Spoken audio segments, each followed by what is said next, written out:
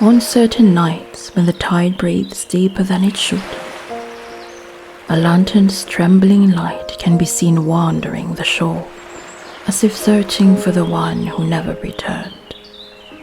Tonight, we follow its glow. Hello, dear wanderer.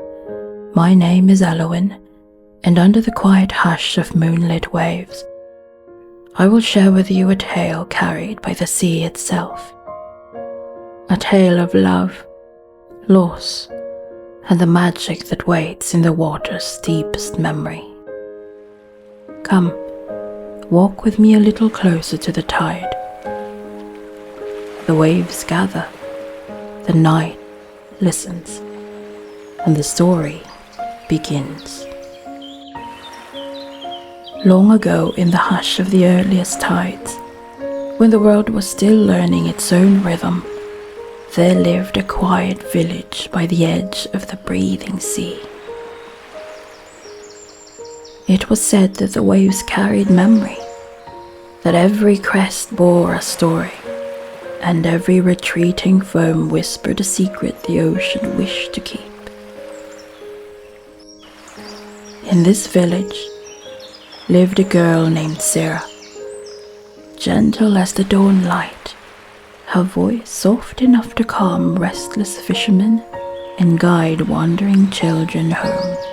She had always felt a pull toward the sea, a tender, wordless tug, not fear, not longing, something between the two, like hearing her name called from very far away.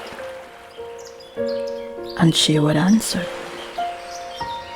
And every night, while others slept, Sera would walk to the shore with a small lantern in her hands.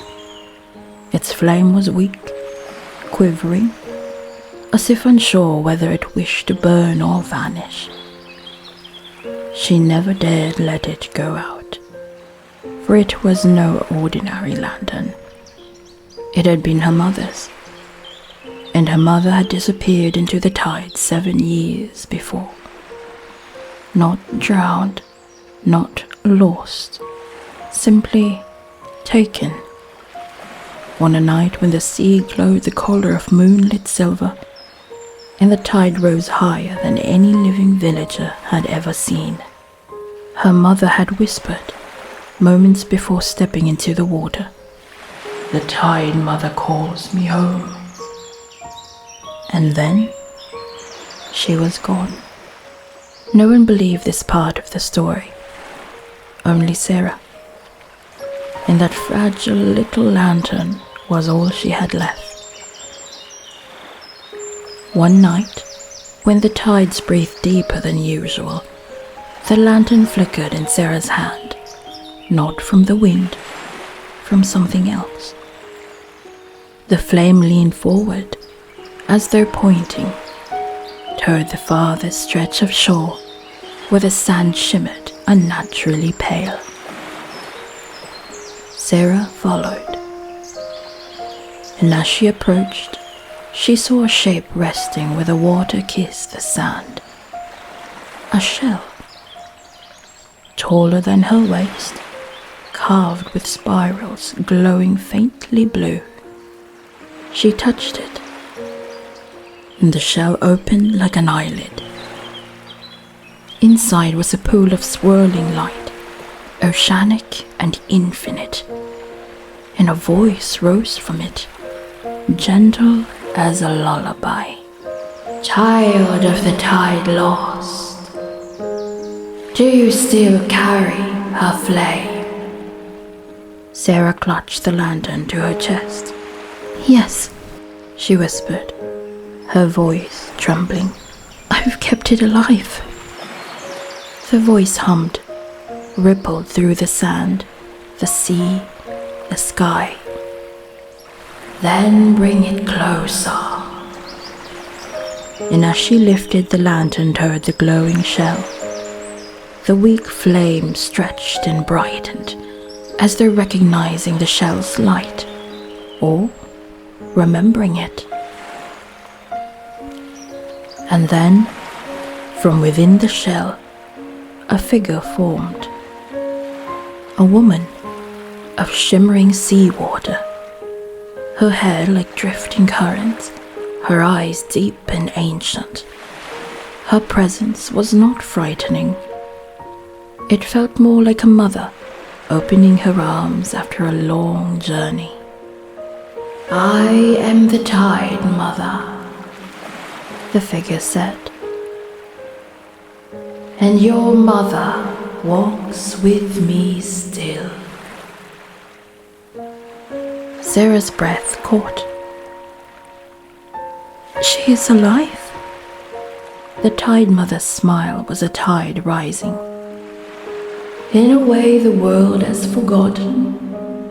She has become part of what keeps the sea gentle." Sera did not understand, not yet, but the warmth seeped into her chest, softening the ache she carried for years. The Tidemother continued, "Your mother gave her light to the waves, but the flame inside your lantern, that is the last piece of her that remains human."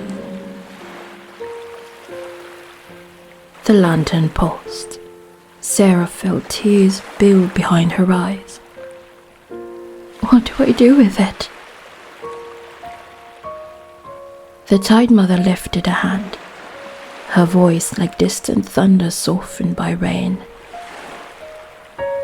"Tonight, the sea opens, and if you give the lantern's flame back to the tide, your mother will be whole again. But she will belong to the ocean entirely. But if you keep it, she will remain neither here nor there, drifting without peace." Sera looked down at the lantern, at her mother's last warmth, her last human trace. Her hands shook. She had waited 7 years for this choice. The tide crept closer. The Tidemother extended her watery palm. "You are her child. Only you may set her free." Sera's heart swelled, breaking and healing all at once. She knelt before the sea. The lantern flickered softly, like a heartbeat slowing.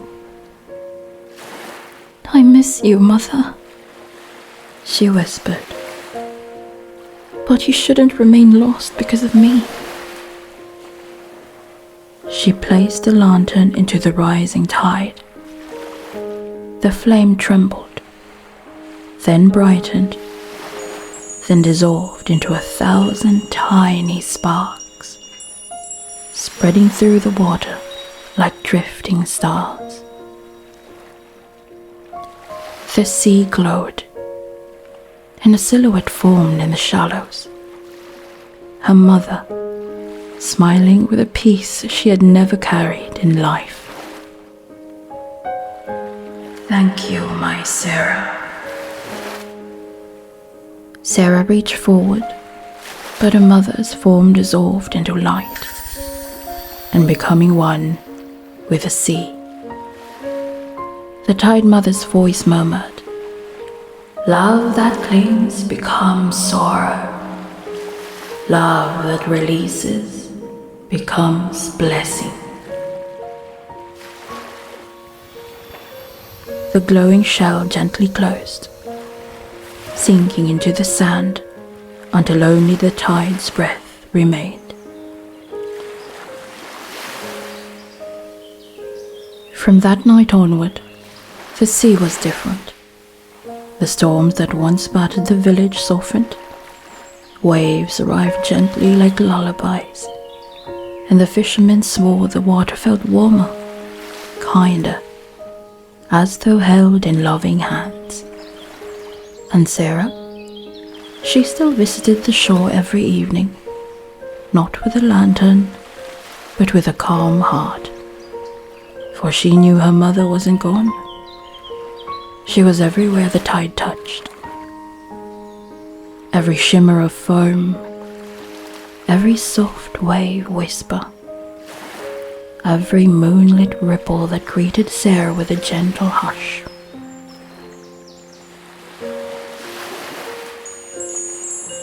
And when the sea seemed to sparkle a little brighter, or linger a little longer around her feet, she understood. The Tidemother was keeping her close, just as her mother always had. In the end, Sera learned what the sea had always tried to teach her, that love becomes its truest self not when we cling to what was, but when we give it the freedom to return as peace. Sometimes, the kindest way to love someone is to let them go where they truly belong. For love is not proven by holding on, but by releasing with grace. And so, dear wanderer, the tide grows quiet once more. The waves soften. The lantern's last glow fades into memory, and the shoreline slowly releases you back into your own waking world. Thank you for walking with me through the hush of the Tidemother's realm. May a bit of her calm linger with you tonight, in your breath, in your thoughts, and in every gentle thing that finds its way to your heart. Rest well, wanderer, and when the moon rises again, I will be here, waiting to guide you into another story. Until then, may your dreams drift on peaceful tide.